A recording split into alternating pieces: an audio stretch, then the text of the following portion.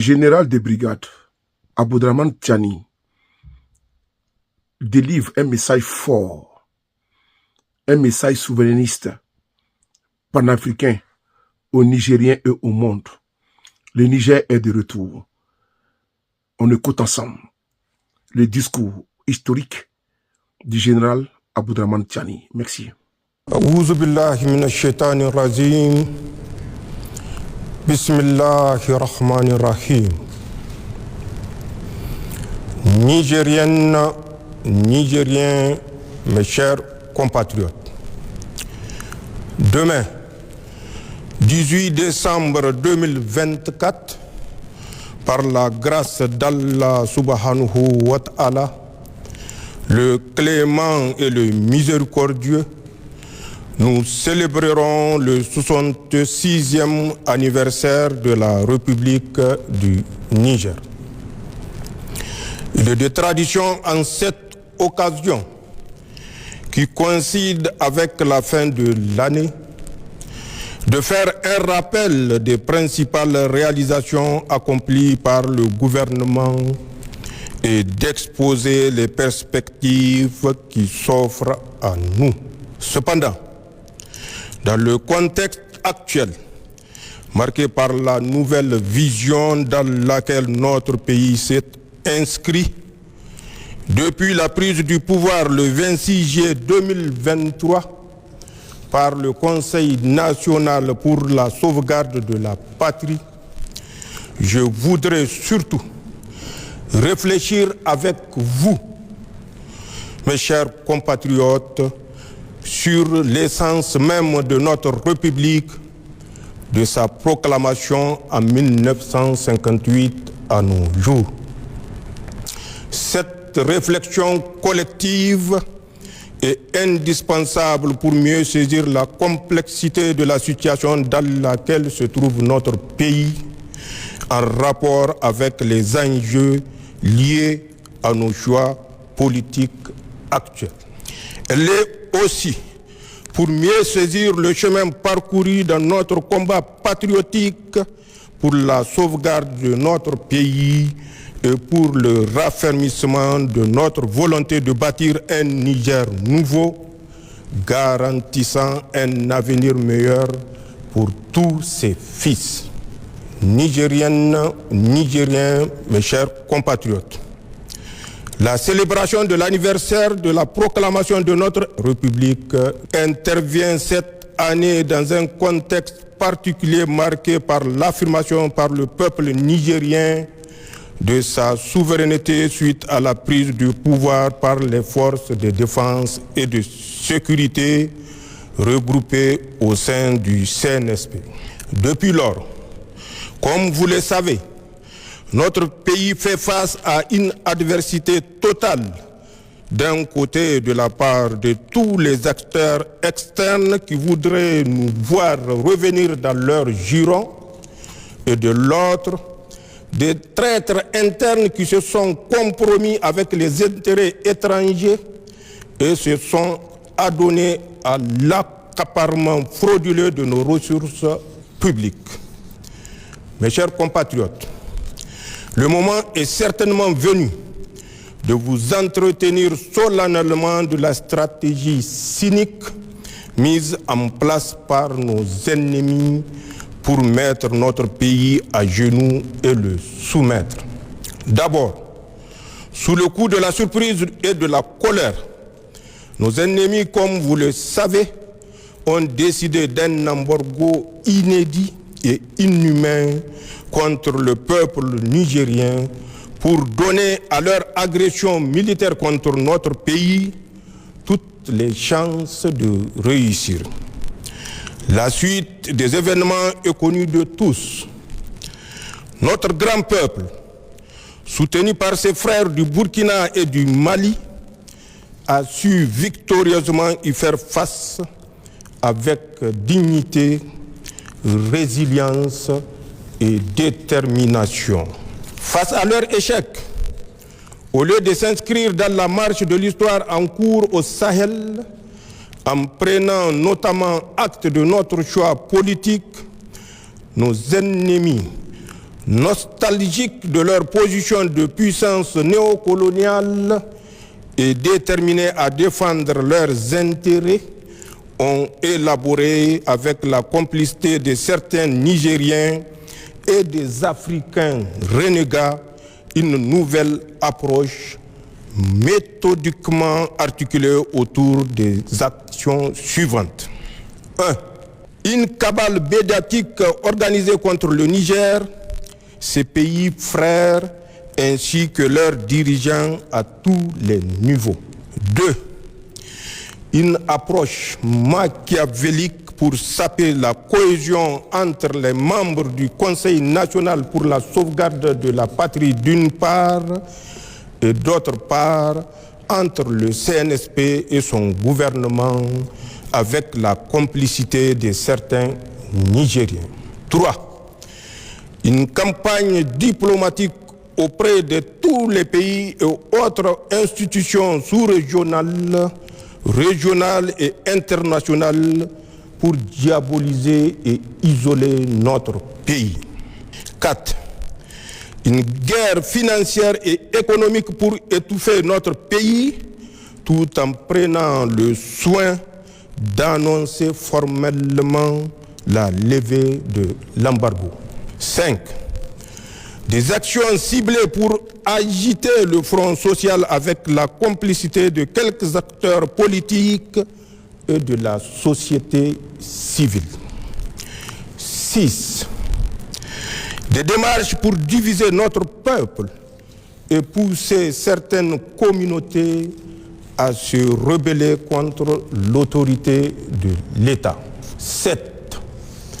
L'installation de bases militaires, d'unités mixtes de déstabilisation et de cellules de renseignement dans certains de nos pays voisins dans une stratégie sordide d'encerclement du Niger et des pays de la Confédération pour nous maintenir en permanence sous pression sécuritaire. 8. Enfin, la formation, le renseignement, le soutien financier et matériel à des groupes terroristes ainsi que leur encadrement et accompagnement sur le terrain des opérations. Nigériennes, Nigériens, mes chers compatriotes, comme vous pouvez le constater, ceux qui nous combattent pour nos choix politiques ont juste changé de méthode. Ils continuent encore par leurs actions perfides et subversives à nous faire véritablement la guerre. C'est le lieu de rendre un vibrant hommage à nos forces de défense et de sécurité qui souvent, au prix du sacrifice suprême, protègent l'intégrité de notre territoire et assurent la sécurité ainsi que la stabilité de notre pays. À leurs veuves et leurs orphelins qu'ils trouvent ici l'expression de notre compassion et notre soutien total. C'est également le lieu de rendre un vibrant hommage à l'ensemble du peuple nigérien, nos concitoyens des villes, des campagnes et de la diaspora. J'aimerais ici vous dire que je sais ce que vous êtes en train d'endurer en termes de privation et de vie chère. Je mesure les sacrifices que vous êtes en train de consentir pour notre dignité retrouvée, pour la souveraineté de notre pays et pour que notre cher pays, le Niger, reste debout dans l'indépendance. Je salue votre résilience, votre courage dans l'épreuve, votre patriotisme et votre sens de l'histoire. Vous avez décidé qu'il vaut mieux la dignité dans la souffrance au confort dans l'asservissement. D'ailleurs, les nombreuses contributions citoyennes au Fonds de solidarité pour la sauvegarde de la patrie, malgré les difficultés du moment, en sont des signes les plus éclatants. Elles sont la preuve de notre engagement collectif à faire désormais ce que nous pouvons pour notre pays. C'est là votre nouvel état d'esprit que je salue et pour lequel la patrie vous est toutes et tous éternellement reconnaissante. Je tiens à vous assurer que votre engagement et vos efforts commencent à porter leurs fruits. Celui de la dignité et de la souveraineté retrouvée d'un Niger nouveau dans lequel les Nigériens sont maîtres de leur destin. Pour ma part, je tiens à réitérer mon serment solennel de ne jamais trahir vos aspirations et d'œuvrer avec vous, ensemble, à la réalisation de nos objectifs communs d'indépendance, de paix, de sécurité et de progrès pour le bonheur de tous. Nigériennes, Nigériens, mes chers compatriotes, ce 66e anniversaire est l'occasion de prendre un vibrant hommage aux pères fondateurs de notre République qui ont accompli la mission de leur temps avec les moyens à leur disposition. Force est cependant de reconnaître que pour de nombreuses raisons, parmi lesquelles le corset néocolonial qui a lourdement limité les marges de manœuvre de nos pays, mais aussi l'assujettissement volontaire et zélé de certains de nos dirigeants, la véritable souveraineté est à conquérir. Après 66 ans, la bataille pour l'effectivité et l'efficacité de notre État reste entièrement à être menée. Or, de la même manière qu'il ne saurait exister de véritable État sans souveraineté, il ne saurait y avoir de développement sans État souverain. Seul un État souverain peut se développer. Il n'y a pas de précédent historique d'un État sous domination qui a réussi à se développer. Nigériennes, Nigériens, mes chers compatriotes, nos pères fondateurs nous ont transmis le flambeau et notre génération a décidé de remplir plus que jamais sa mission afin que ce flambeau ne s'éteigne entre nos mains.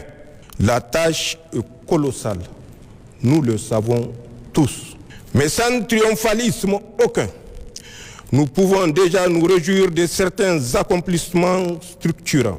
Ce que le peuple nigérien a réussi depuis le 26 juillet 2023, avec la prise du pouvoir par le Conseil national pour la sauvegarde de la patrie, c'est d'inscrire notre pays dans une nouvelle trajectoire qui, cette fois-ci, est porteuse d'espoir. Ce que nous avons réussi, c'est de renvoyer de notre pays, sans haine ni violence, les forces étrangères qui entravaient notre souveraineté et empêchaient véritablement à nos forces de défense et de sécurité de monter en puissance pour accomplir efficacement leur mission. Ce que nous avons réussi, c'est de dénoncer tous les contrats, textes législatifs, traités et conventions injustes qui ne vont pas dans le sens de l'intérêt du Niger et qui freinent le développement de notre pays. C'est un signal fort pour tous ceux qui ont l'habitude ou ont l'intention de dominer ou de piller le Niger, que désormais notre pays défendra ses intérêts sans complaisance. Ce que nous avons réussi, c'est l'affirmation de notre souveraineté sur nos ressources naturelles longtemps spoliées et pillées par des puissances étrangères et leurs valets locaux. Ce que nous avons réussi, c'est l'unité de notre peuple sur des questions d'intérêt national. Désormais, tous les Nigériens regardent dans la même direction, celle qui préserve les intérêts supérieurs de notre pays. L'Abou Sanino, Zentieng Assani. Ce que nous avons réussi, c'est de réveiller le patriotisme des Nigériens longtemps foulé aux pieds par des individus au service des intérêts personnels ou partisans et claniques, ou pire, à la solde des organisations mafieuses ou de puissances étrangères. Ce que nous avons réussi, c'est le soutien sincère de la population au gouvernement qui font désormais corps pour garder le pays sur la voie du développement. Ce que nous avons réussi, c'est de prouver que le Niger peut tenir debout, faire face courageusement avec succès au terrorisme, payer ses fonctionnaires, assurer ses dépenses de souveraineté de façon générale, bref, vivre sans la prétendue ascendance souvent utilisée pour menacer ou humilier les Nigériens. Ce que nous avons réussi tous ensemble, c'est que pour la première fois dans l'histoire de notre pays, les décisions qui engagent le Niger et son peuple sont prises au Niger par des Nigériens et dans l'intérêt du Niger et nulle part ailleurs. C'est d'ailleurs ce qui nous a permis, en toute responsabilité et malgré le contexte difficile que nous connaissons, de prendre des mesures sociales à la fois symboliques et fortes que sont, entre autres, la baisse du prix à la pompe des hydrocarbures, la diminution des coûts de certains actes médicaux et chirurgicaux et la baisse des prix du ciment. Nigériennes, Nigériens, mes chers compatriotes, ces réussites sont encourageantes. Il faut cependant les inscrire non seulement dans la durée, mais également dans une vision globale et cohérente pour fonder véritablement un projet politique et social. Pour ce faire, nous avons deux grandes approches au niveau national et international. Au plan international, nous avons créé une alliance avec des pays avec lesquels nous avons la même histoire, la même trajectoire, les mêmes défis, les mêmes peuples et les mêmes aspirations. L'Alliance des États du Sahel qui nous unit au Burkina Faso et au Mali, deux pays frères qui sont résolument à nos côtés. Cette alliance qui a évolué en confédération AES depuis le sommet historique de Niamey le 6 juillet 2024 et qui a vocation dans un proche futur à se transformer en fédération, Inch'Allah, va nous permettre de sécuriser notre espace commun et nous encourager véritablement sur la voie du développement. Ensuite, nous avons décidé de diversifier nos partenaires et d'inscrire désormais nos relations diplomatiques dans le principe de respect mutuel, d'égalité, de souveraineté, d'un partenariat sincère, équilibré et gagnant-gagnant qui prend en compte les intérêts de notre pays. C'est certainement le lieu de remercier, au nom du peuple nigérien, des pays amis et frères qui ont fait preuve de compréhension et d'amitié sincère avec le Niger en ce moment difficile que nous vivons. Sans les citer, ils se reconnaîtront tous et savent qu'ils peuvent aussi compter sur le Niger. Au niveau national, j'ai défini un cadre stratégique de gouvernance pour la transition intitulé pour le Niger, Labussanino Zentieng Assani, qui se décline en 4 axes. Axe 1, le renforcement de la sécurité et de la cohésion sociale. Axe 2, la promotion de la bonne gouvernance. Axe 3, le développement des bases de production pour la souveraineté économique. Axe 4, enfin, l'accélération des réformes sociales. D'autre part, J'ai élaboré des lettres de mission pour les membres du gouvernement. Chaque département ministériel va rendre compte le moment venu de l'exécution des missions à lui confiées et les conséquences en seront tirées. Cela en toute responsabilité. Il s'agit de notre devoir sacré de redevabilité envers le peuple nigérien. En tout état de cause, à un moment ou à un autre, chacun rendra compte de ses actes devant le peuple, devant l'histoire et devant son Créateur. C'est aussi vrai pour les gouvernants que pour les agents publics, les pères de famille et chaque citoyen. Nigériennes, Nigériens, mes chers compatriotes, pour finir, j'aimerais évoquer 3 sujets d'actualité d'intérêt national, voire international. D'abord, comme vous le savez, notre pays a décidé, avec nos 2 autres pays frères, le Burkina Faso et le Mali, de quitter la CEDEAO. Il s'agit d'une décision irréversible car longuement et mûrement réfléchie. Elle s'inscrit dans la démarche de reconquête de notre souveraineté pleine et entière, condition indispensable à notre sécurité et à notre développement dans le cadre de l'Alliance des États du Sahel. Aussi, elle a le mérite d'avoir enlevé définitivement aux puissances étrangères et leurs valets africains tout moyen et toute légitimité pour nous faire la guerre à travers la CEDEAO, instrumentalisée et détournée depuis plusieurs années de ses nobles objectifs.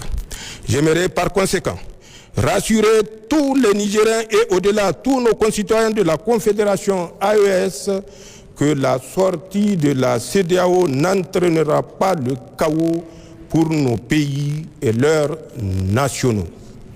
Le Niger et notre confédération continueront à entretenir de bonnes relations de voisinage et de coopération avec tous les pays de notre région ouest africaine, comme c'est le cas d'ailleurs avec les 42 autres pays africains membres de l'Union africaine et les quelques 180 pays membres de l'Organisation des Nations Unies, épris de paix et de justice.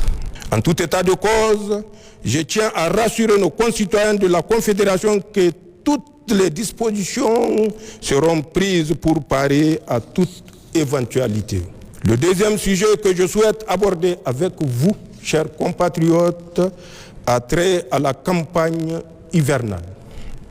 En effet, comme vous le savez, cette année, Allah nous a gratifiés d'un hivernage fécond. Les pluies ont été abondantes. Aussi, elles ont certes causé d'importants dégâts matériels et endeuillé nos familles. À cet effet, j'ai une pensée pieuse pour nos disparus et salue les efforts de tous ceux qui nous ont soutenus pour faire face à l'urgence et en particulier le comité national qui a fait la preuve que le Niger est souverainement à même de gérer un tel type de situation. Mais ces pluies nous ont surtout permis d'avoir une récolte et des pâturages abondants. J'invite par conséquent tous les services compétents de l'État et l'ensemble des Nigériens à tirer toutes les leçons de cette campagne hivernale pour que les pluies dans notre Sahel aride ne soient plus synonymes d'inondation, de destruction, de désolation et de mort, car elles sont un grand bienfait d'Allah subhanahu wa ta'ala, comme le traduit si bien l'adage Hausa qui dit « Roi Lema Taïgara ». D'autre part, je lance un appel pour une gestion rigoureuse et responsable des bienfaits de cette campagne hivernale, en préservant notre pâturage des feux de brousse et en gérant nos récoltes en bons pères de famille que nous devons tous être. Enfin, j'invite tous les Nigériens à se départir des messages mensongers, diffamatoires, haineux sur les médias et autres réseaux sociaux. Ils sont contraires à nos valeurs traditionnelles et religieuses. Ils participent à nous distraire pour nous éloigner du vrai débat public sur nos intérêts vitaux et stratégiques à un moment où nous sommes véritablement en guerre contre nos ennemis qui tentent par tous les moyens de briser notre vivre ensemble pour empêcher notre marche résolue vers le progrès. C'est dire que l'heure est plutôt à la vigilance pour déjouer la campagne d'intoxication et de désinformation entreprise par les sponsors du terrorisme au Sahel pour saper le moral de nos troupes, inciter à la haine ethnique et briser notre cohésion sociale héritée de nos ancêtres.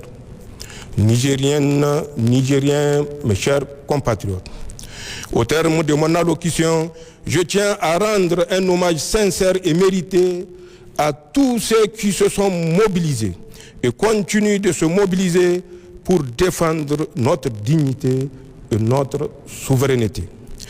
C'est sur votre ferme engagement que repose la réussite de nos projets pour le Niger.